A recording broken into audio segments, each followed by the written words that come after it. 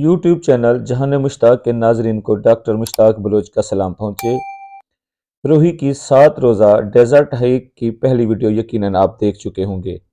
अब इस सिलसिले में दूसरी वीडियो आपकी खिदमत में पेश है, जिसका उन्वान है चेक पोस्ट नवाजे वाली से लाड़ वाले टोबे की तरफ। अब नवाजे वाले टोबे से हमारी हाइकिंग या आजमाइश शुरू होनी थी।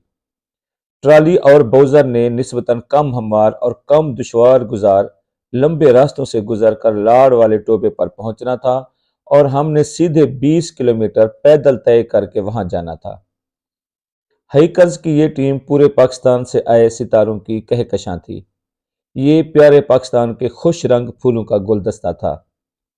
इसमें कराची के फुर्तीले चीते, खैबर पख्तूनख्वा के टाइगर्स, गिलगित बल्तिस्तान के महज़्ज़ब मुतमद्दिन नौजवान, पंजाब के शेर गभरू, मुजस्सम में मोहब्बत मुरवत सराइकी, सादा और सच्चे सिंधी, PIA और इस्लामाबाद बॉय स्काउट्स सब शामिल थे।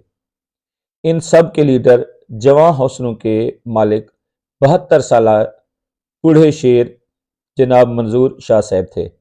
बाद में साबित हुआ कि 72 साल शाह साहब अब भी बहुत से नौजवानों से बेहतर बल्कि बेहतरीन हैं। सब बाइकर्स ने जोश व जज्बे से सफ़र का आगाज़ किया।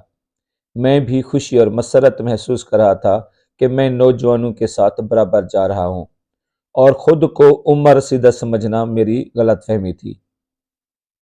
यहाँ रूही के रंग और तरह के हैं। इस जगह को हमारी सराइकी ज़बान में वड्डी रोही यानी बड़ी रोही कहते हैं। ये रोही वाकई बड़ी थी और चौलिस्तान के हमवार मैदानों यानी दड़ों से बहुत मुख्तलिफ थी। थोड़ी सी वजाहत करता जाऊं कि दड़ उस जगह को कहते हैं जहां पे मैदान हमवार होता है, और रोही चौलिस्तान में ऐसे बहुत सी जगह ऐसी मिल जाती हैं जैसे पता चलता है कि जैसे ये एयरपोर्ट जैसी जगह बनी हो। तो अब मैं दोबारा उसकी बात करता हूँ रूट की, कि यहाँ कच्चे रास्ते में रेत की बहुत दबीज यानी गहरी तह थी और पाँव इसमें धंस धंस जाते थे। रेत के बड़े बड़े टीले जिन्हें देखकर पहाड़ियों का गुमान होता था। मुझे ये जगह पोठोहार से मुशाबे मालूम होती रही। हर थोड़े वक्फे के बाद दो पहाड़ियों के दरमियान वादी सी आ जाती। फर्क महज रेत और पत्थरों का था। इन बुलंद टीलों नुमा पहाड़ियों की चढ़ाई बहुत जां गुसल मरहला होता। सर्द मौसम में हम पसीने से शराबूर हो जाते। पानी की बोतलें साथ थीं, लेकिन वो तेजी से खत्म होने लगी। हालांकि हमारा ख्याल था कि हमें इतनी सर्दी में पानी पीने की हाजत नहीं होगी। तकरीबन 8-9 किलोमीटर फासला तय हो गया तो ऐसा ऐसा हिम्मतें जवाब देने लगीं, लेकिन जवां हौसला नौजवान बच्चे वैसे के वैसे थे। कुछ शहरी बच्चों के चेहरों पर उड़ती हवाएं वाज़े नजर आ रही थीं।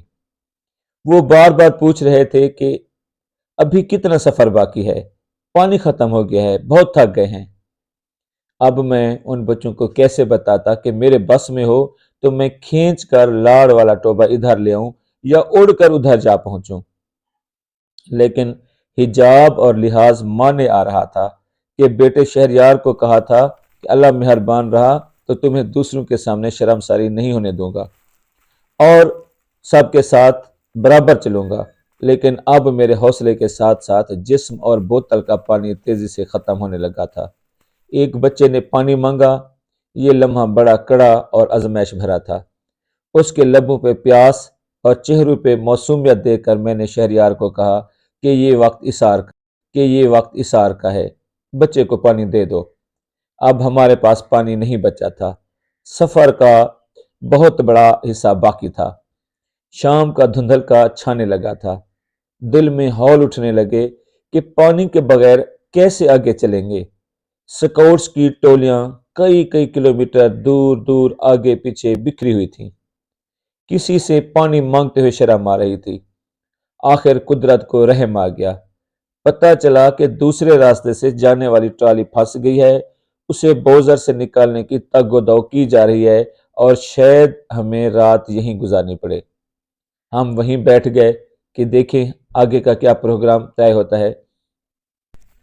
بہت آگے نکل جانے والے بچے آہستہ آہستہ واپس پہنچ گئے اور پیچھے رہ جانے والے بھی ہمارے ساتھ آن ملے۔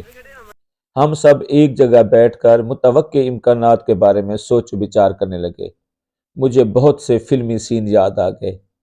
رات، ریگستان، بھوک، پیاس، سردی، کھلا آسمان، کوئی نقصان دہ جانور، سب نیٹ ورک ناپید۔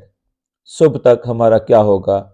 ہر کوئی اپنی باتیں کر رہا تھا اور میں سوچ رہا تھا کہ گھر واپسی کا کوئی راستہ نہیں، حالانکہ جیب میں کافی پیسے ہیں، بری طرح پھنس گئے ہیں۔ انوکھا سفر اور تجربہ ہے۔ میں نے محترم منظور شاہ صاحب کو مطمئن اور پرسکون دیکھا، جو ٹیلی نار نمبر پر رابطے میں تھے۔ شاید وہ جانتے تھے کہ یہاں ٹیلی نار نیٹ ورک کام کرتا ہے۔ گھنٹہ ڈیڑھ بعد بالآخر انہیں بتایا کہ ہم واپس جا رہے ہیں۔ ٹرالی نکل چکی ہے، لیکن ہم کل دن کی روشنی میں سفر کریں گے۔ آج ہمارا قیام غلام علی کے ٹوبے پر ہوگا، جو واپس 4 کلومیٹر کی مسافت پر واقع ہے۔ مجھ سمیت سب خوش تھے کہ صرف 4 کلومیٹر سفر کرنا ہوگا۔ ادھر کھانے اور خیمے بھی دستیاب ہوں گے۔ واپسی کا سفر اتنا مشکل نہیں لگا اور لوگوں نے پانی بھی ایک دوسرے کو خوش دلی سے دیا۔ مجھے وسیع و بسیط آسمان پر چاند اور ستارے مسکراتے ہوئے لگ رہے تھے۔ سچ کہتے ہیں کہ جو دل کا موسم ہو وہی بہر کا ہوتا ہے۔ ٹرالی اور بوزر والے لوگ ہمارا انتظار کر رہے تھے۔ اپنی نشاندہی کے لیے بوزر نے دور سے ہمیں بتیاں جلا کر رہنمائی کی۔ وہاں پہنچ کر خوب آگ تاپی، کھانا بھی تیار ہو رہا تھا، خیمے لگائے جانے لگے، جنگل میں منگل کا سما ہو گیا۔ شاید اس اجاڑ و بیاباں مکان نے کبھی یہ رونق نہ دیکھی ہوگی۔ رات گئے، 2 اونٹوں کے ہمراہ 2 روحیلے مسافر آن پہنچے، جو اپنے مال مویشیوں کی تلاش میں صبح سے نکلے ہوئے تھے اور دور سے آگ دیکھ کر، آوازیں سن کر ادھر چلے آئے تھے۔ ان کے ساتھ خوب گپ شپ ہوئی۔ ہم نے انہیں کھانے اور ٹھہرنے کی پیشکش کی، جو انہوں نے قبول کر لی، کیونکہ انہیں بھی ان کے گوپے 8-10 کیونکہ ابھی بھی ان کے گوپے 8-10 گھنٹوں کی مسافت پر تھے۔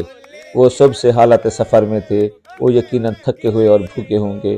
انہوں نے روحی کی روایات، تمدن اور طرز زندگی سے متعلق ہمیں بہت کچھ بتایا، جن کی تفصیل طوالت کے خوف سے یہاں بیان نہیں کی جا سکتی۔ ہم نے آگ کے گرد بیٹھ کر خوب گپ شپ لگائی۔ ایسا محسوس ہوتا تھا جیسے عہد قدیم کے ایک تجارتی کارواں نے یہاں پڑاؤ ڈالا ہے اور شب بسری کر رہے ہیں۔ سواری اور پیدل کے تقریباً 80-90 کلومیٹر سفر کے بعد تھکاوٹ کا احساس بڑھتا جا رہا تھا اور سردی آگ سے ہٹ کر میرے رگ و پے میں سرایت کرتی جا رہی تھی۔ لہٰذا سونے کا سوچا۔ حبیب بھائی نے سلیپنگ بیگ اور شہد میاں نے کمبل دیا تاکہ میں زیادہ آرام دہ انداز سے بستر استراحت پر نیند کی وادی میں چلا جاؤں، اور واقعی تھوڑی دیر بعد نیند کی دیوی مجھے اپنی آغوش میں لے کر خواب و خیال کی خوبصورت دنیا میں لے گئی۔ لیکن وقفے سے آنکھ کھل جاتی رہی کہ کل صبح 15 کلومیٹر کا بہت بڑا سفر پیدل چلنا ہے، جس کی صعوبتوں کی ایک جھلک آج دیکھ لی تھی، اور اس کی تفصیل انشاءاللہ آنے والی ویڈیو میں آپ کے سامنے پیش کروں گا۔